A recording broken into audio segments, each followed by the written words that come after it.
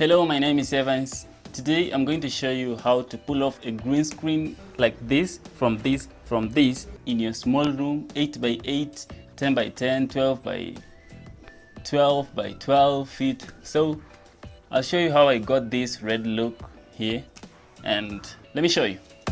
Alright, the first thing I did, I got myself some tape.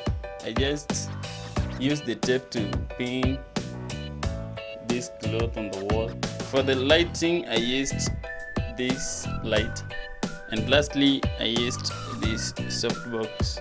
For the red look, I used this, the green screen, the red screen. There is the camera. Alright, what do you need for the green screen to appear this perfect? You can use a green screen, can be anything green, so long as it doesn't reflect much light. And another thing you can do using a cardboard, you can use manila paper.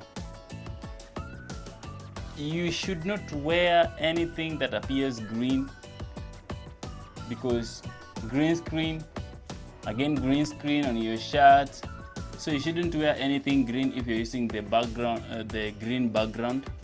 There should be no shadow on the green screen. You should make sure that the green screen is fully lit, like the uniformity of the light is correct, but this other side wasn't that cool. So because I'm using one light, an overhead light and a softbox, and then the window the other side, just to bring in enough light but no shadow at the back.